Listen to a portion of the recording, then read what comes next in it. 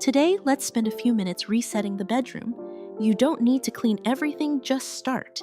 A bedroom is like the foundation of your day. Most of the time, you don't really notice it until things start to feel slightly off for no clear reason. My bedroom was the same, not seriously messy, just a few corners I kept avoiding because I was tired and because I thought cleaning them wouldn't really change much. Until I tried working on those small corners and realized that even a very light change can shift how the whole day feels. In this video, I'll walk you through 10 simple bedroom decluttering tips you can do right away. Nothing complicated, nothing time-consuming. Each one is a small step toward a lighter room and a lighter head. If you've been putting off cleaning your bedroom, stay here. We'll start with very small steps.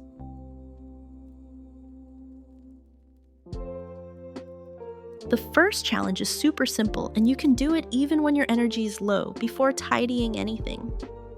Snap a photo of the corner of your room that bothers you the most. No need to adjust lighting or make it pretty first. Just capture the real scene as it is. Next, pick a small area in that frame, maybe the top of your bedside table, a floor corner by the bed, or a chair stacked with stuff. Set a timer for 5-10 minutes. During that time, focus only on that corner. Don't wander off to other spots. I usually glance at the first photo while tidying. It reminds me this is why I started. When I finish, even if it's not perfect, I take another photo from the same angle and distance. The surprising part is how clearly the difference shows in the photos, much more obvious than how it feels in your head. Some days I think I didn't do much, but looking at the before-after, I realize I changed more than I imagined. I keep both photos in a single album on my phone and check them weekly. Not to pressure myself to tidy more, but to remind me that every small start leaves a mark. The biggest benefit of Tap to Clear is seeing progress even with tiny steps. And in the next video, I'll show how to use the same principle in the kitchen, just as easy to start, just as satisfying to see instant results, so each time you tidy, you feel I've made a difference right away.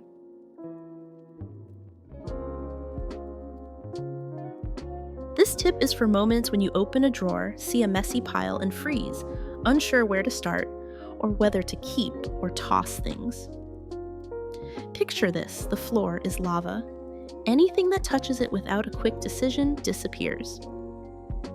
Here's how it works. Pick a drawer or a small area, dump all the items onto your bed or desk, whatever is nearest. Rule is simple, only grab the items your hand naturally picks up without thinking. Anything that makes you hesitate for 2 to 3 seconds, leave it there. The first time I tried it, I was surprised. Some items I thought were essential didn't even appeal to me once out in the open. Others I picked up instinctively, like my body knew I actually used them. After the first round, you'll have a small pile left untouched. Move these into a temporary basket or box, no need to decide yet. You're not choosing keep or toss this round. The strength of this method is that tidying becomes reflexive instead of a mental debate. When you don't overthink, cleaning feels lighter, faster, and even a little fun, like a mini game. Once done, the space opens up noticeably. Not because everything is sorted, but because the items that really matter are in the right place. This works especially well when you're tired or your brain is too drained to make smart decisions. Trust your reflexes, they usually get it right.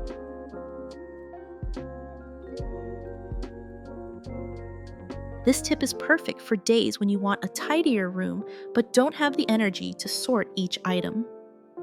A doom basket is simply a basket for items you don't know what to do with yet. No sorting, no organizing, no decisions. Prepare 1 to 3 baskets or boxes. While tidying, anything you hesitate on, unsure where it goes or whether to keep, goes straight in the basket. The goal now is not sorting, but clearing surfaces, floor, bed, desk. At first I thought this was avoiding decisions, but over time I realized it actually gives me permission to delay rather than give up entirely. On tired days, I just toss items into the basket. The room looks cleaner immediately, even if the basket is full. Later, when I have more energy, I spend 5 to 10 minutes processing each basket. No need to finish all at once. The key is to limit the doom basket. When it's full, you know it's time to deal with it, rather than letting clutter multiply. This keeps the room from ever becoming overwhelming again. This approach separates tidying from decision-making. For many people, that's what makes cleaning manageable. If clutter feels paralyzing because of too many decisions, the doom basket allows you to make progress just a little at a time.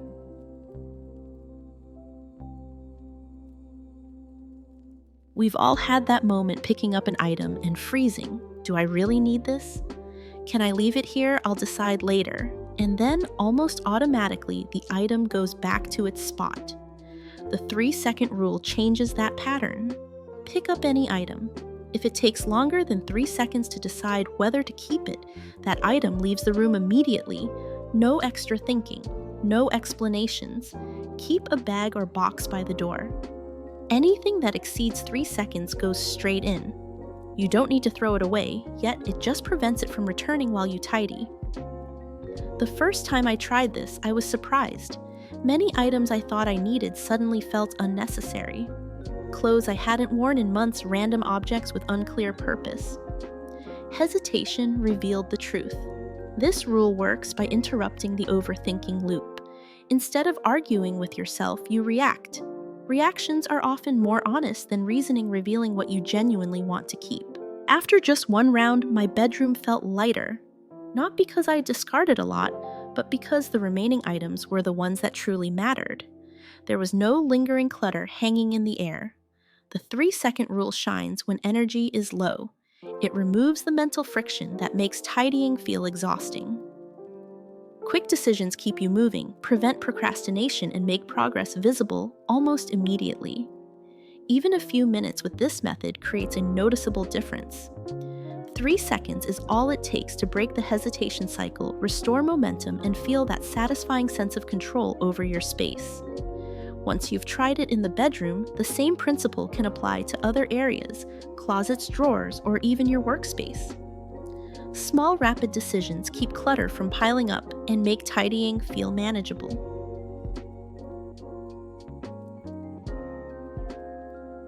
When tidying a bedroom, most of us focus on flat surfaces, the bed, desk, or floor. Yet a large, often overlooked space is the wall and vertical area above eye level. This simple tip doesn't require fancy purchases, just a small shift in perspective. Before placing another item on the floor or desk, ask yourself, can this go up? Hang a basket on the wall for items you use every day. Install a small shelf above the door for things you rarely touch. Add a few hooks for bags, hats, or jackets instead of letting them pile on chairs. When I tried this, I didn't overhaul the entire room. I chose one small area like the corner by the door, added hooks, and moved a few items off the chair. That single step freed up the floor immediately, and the difference was striking. Even though the room's size hadn't changed, an open floor makes it feel bigger. Cleaning became easier because I no longer had to dodge clutter. Wall-first storage combines tidying and decor. Items placed with intention look organized instead of just hidden out of sight. There's no need to tackle everything at once. Start with one type of clutter and lift it onto the wall. Each item moved up creates a new free space below, giving the room a sense of order and openness.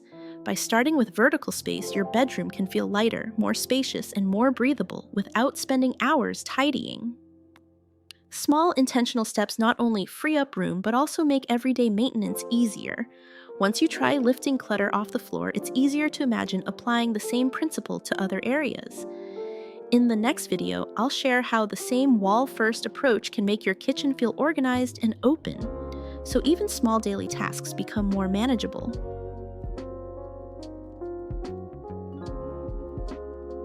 This tip isn't for tidying the room, but for the end of the day when energy is low and you don't feel like putting every item in its proper place. Pick a very small area in your room, about 30 centimeters, maybe a corner of a shelf, a chair, or a tray on the desk. This becomes your clutter zone, a temporary collection spot used only at night. Every evening before bed, place all the items you didn't get a chance to put away here, things on the desk, on the bed, or anything you brought into the room but haven't sorted yet. No sorting, no arranging neatly. The only rule by bedtime: everything outside the clutter zone must be clear. In the morning, spend 5 minutes dealing with this zone before starting your day. I started using this method after reading many Reddit posts about collection boxes. What surprised me most was how much my brain actually relaxed at night. No more lingering unfinished stuff hovering in my mind. The clutter zone prevents mess from spreading without forcing perfection every night. You can still rest yet. Clutter doesn't carry over to the next day. Over time, the zone naturally feels less, not because of extra effort, but because you've created a clear endpoint for each day. For bedrooms that tend to get messy at night, this is a gentle way to stay in control without self-pressure.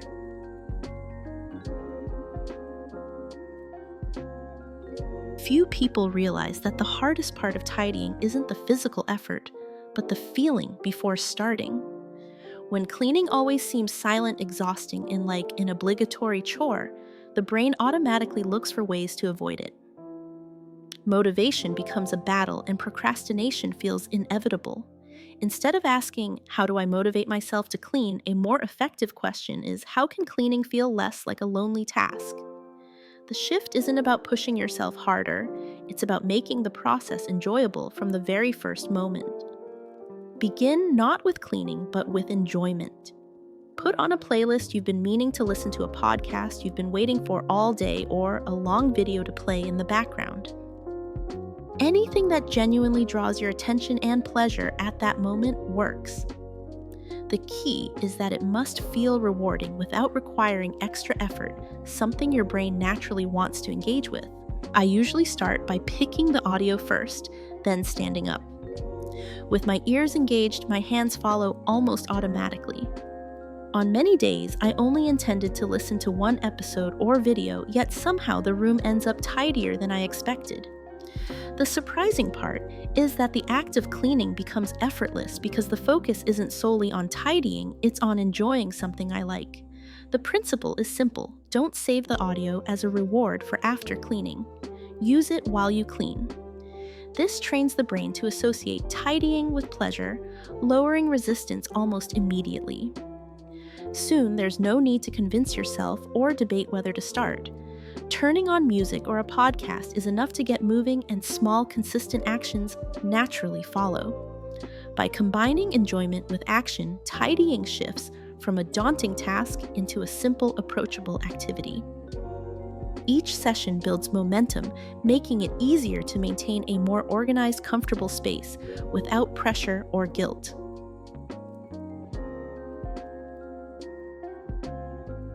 Many bedrooms aren't messy because of the things we use every day, but because of items in limbo, rarely touched yet difficult to let go. The Maybe box is designed precisely for this gray area, offering a practical solution to the hesitation that slows down tidying. Whenever an item holds you back, not because it's beloved, but because you can't decide, place it in a separate box. Label it with the date and set it aside out of daily reach. There's no need to store it deeply or hide it away. The goal is simply to remove it from your immediate environment. The key trick is patience. Give yourself 90 days with no contact. Avoid peeking or checking to be sure. Over this period, your mind naturally sorts what matters from what doesn't. If an item never crosses your thoughts during those 3 months, the answer becomes clear, without force or overthinking. I used to hold on to many items just in case. When I tried the Maybe box, most of them never re-entered my life. Opening the box after 3 months brought little to no sense of loss. The power of this method lies in its gentle approach. It doesn't pressure you to discard items immediately, nor does it rely on logic or temporary emotions. Instead, it creates space for natural decision-making. Knowing that not every choice must happen at once makes tidying lighter and more manageable. The Maybe box acts as a safe buffer for hesitation, reducing fear of mistakes and helping you take action. Gradually, the room feels less cluttered and each small decision builds confidence. By introducing the simple system, you gain control without stress. It's a practical, low-pressure way to handle the gray areas of your belongings, allowing your bedroom to feel calmer and more organized without forcing perfection.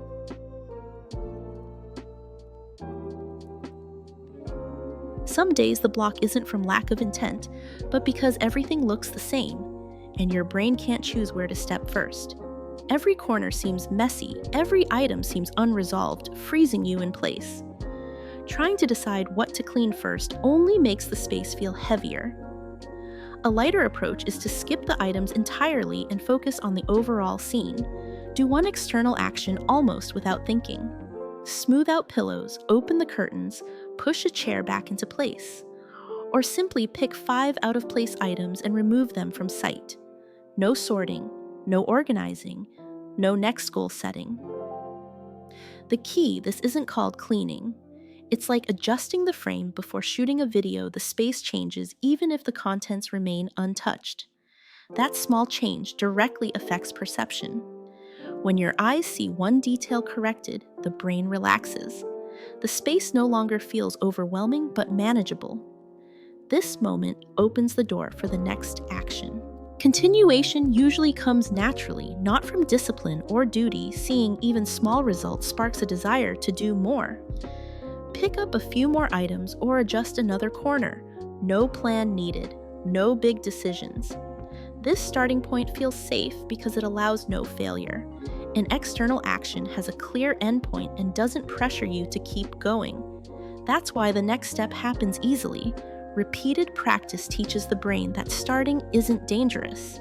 No need to do everything perfectly or completely. Just one small movement breaks the freeze and the rest usually falls into place.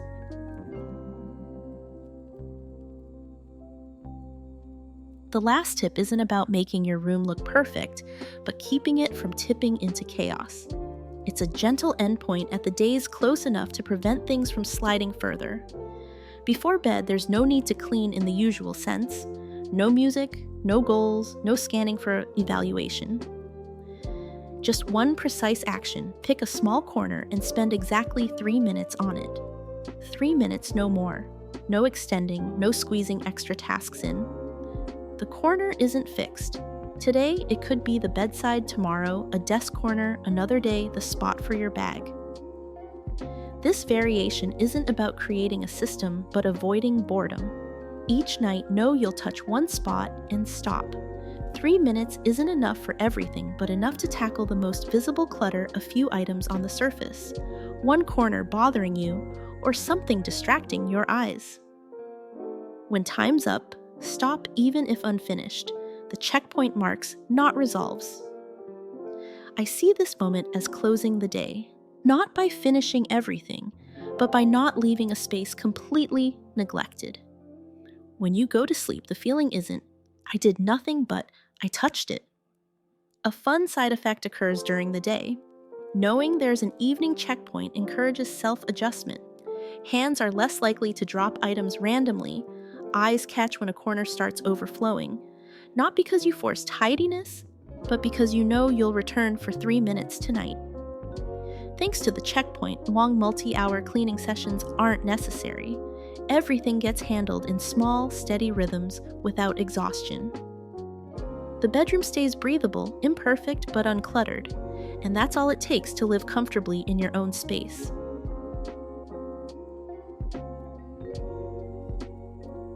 Before we wrap up the video, I'd like to share a thought with you. Out of the 10 tips we covered, which one made you think, I can do this? Or maybe your bedroom tends to get messy in certain spots. Feel free to leave a comment below.